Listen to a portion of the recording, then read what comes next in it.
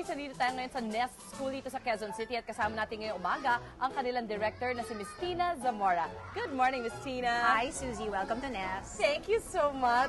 Miss Tina, I heard na importante dito sa school mo ang multiple intelligences. Ano ba yung multiple intelligences? Well, it's a theory by Howard Gardner na ang bata ay, ang mga intelligences nila ay marami. Actually, si Howard Gardner naka-point out ng 8.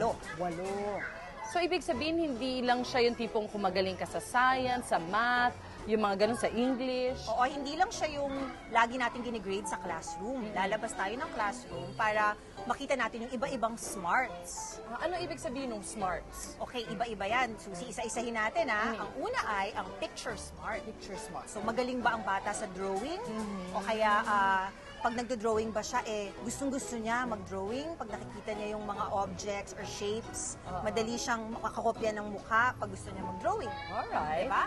Meron namang number smarts. Magaling ka ba sa numbers? Hindi. Ako magaling. Mayabang ako dyan. Okay, ang number smarts, magaling sila, as you know, sa numbers at saka sa logical thinking. Alright. Meron namang body smart. Nakita niyo mga bata sa likod, body smart silang lahat. Magaling silang gumalaw. Okay? Isa naman ay person smart. Friendly ka ba? Pagtingin ko naman sa'yo, friendly ka. Of So parang course. person smart ka, di ba? Meron namang intrapersonal smart. Magaling silang makapag-isip tungkol sa sarili nila, quiet lang sila, di ba? Ang susunod ay music smart. Alright. Yung magagaling sa instruments o kaya nakakasayaw. Pero kinesthetic rin yun, body smart rin sila. Tapos meron din tayong word smart, yung mga mahihilig magbasa. And they're so fascinated with words. At ang pinakahuli naman, kaya marami ring halaman sa playground, maraming mahilig sa nature, kagaya ng for plants and animals. Mahilig sila mag-alaga. So, mahalaga din pala yung mga yun. Mahalaga, Susie, kasi hindi lang natin ginigrade dapat ang bata sa classroom. Kailangan nilang lumabas ng classroom.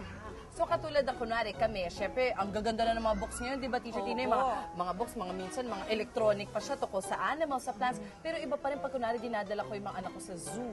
Tapos pwede nilang hawakan yung pets o nagtatanong sila kung anong buhay ng pet, saan siya nakatira, stuff like that. At ang mahalaga, kung hindi siya magaling sa eskwelahan, hindi ibig sabihin hindi siya magaling na bata. Magaling siya sa ibang bagay. Kasi naman, teacher, marami natitense din ng mga parents pa minsan, di ba? Oo nga, Kasi naano Susie. tayo sa grades din kasi nila. Ang kailangan maalala ng mga moms, children learn from experience. That's their best teacher. First of all, responsibility nating mga moms to expose them to a lot of things in different media. Tapos, pag in-expose na natin sila, mag-e-explore na sila. So, syempre, pag nag-explore sila, ma-experience na nila lahat ng kailangan nilang malaman. Alam mo, pag kunwari ganyan tayo mga magulang at we give them that opportunity, di ba? Aba, syempre, it's important for us, in the first place, to let them go and let them grow. That's right, Susie.